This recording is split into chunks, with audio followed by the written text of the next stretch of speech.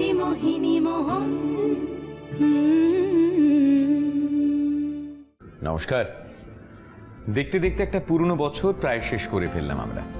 বছরের একদম শেষ সপ্তাহে, এই সপ্তাহেই আসছে বাংলার নতুন বছর। নতুন বছর মানেই নতুন রেজলিউশন, নতুন প্রত্যাশা, নতুন ভালোবাসা, নতুন জীবন, নতুন রং, নতুন পোশাক, সব কিছুই নতুনের ছোঁয়া।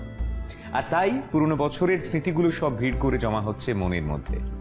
গত এক বছর ধরে আমাদের এই রবিবাসরীয় আড্ডায় দিদি নতুন নতুন অনেক কিছু আপনাদের সঙ্গে ভাগ করে নিয়েছেন।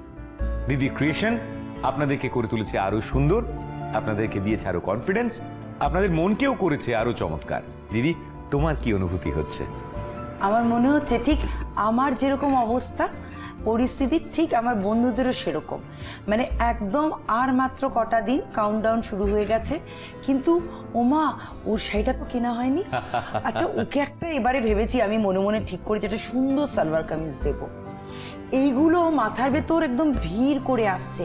তার সঙ্গে আমি ভাবছি পয়লা বৈশাখের সকালে প্রতিষ্ঠানে আমার তো পুজো হয়, আর বাড়িতে তো আমার পুজো আচ্ছা লেগেই আছে।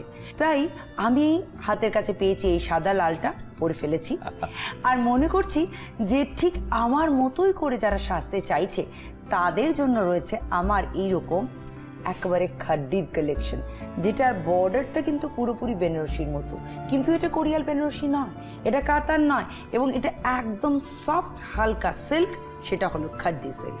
সাদার সঙ্গে লাল দেখাচ্ছি কৌশিক এই কারণে, কারণ আমার মনে হয় এর কোনো বয়স হয় না।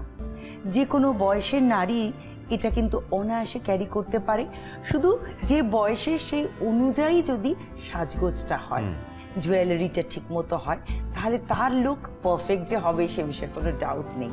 স্কার্ট বর্ডারে অফ হোয়াইটের সঙ্গে লালের কম্বিনেশন, এই ধরনের খাড্ডি সিল্কের আমার কাছে কিন্তু বিভিন্ন রকম কালেকশন রয়েছে। মানে সেম পেয়ার আর একটা নেই, কিন্তু আর একটা খাড্ডি সিল্ক আর একটা কনসেপ্ট।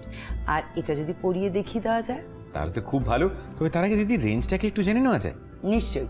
এটার রেঞ্জ রয়েছে 4900।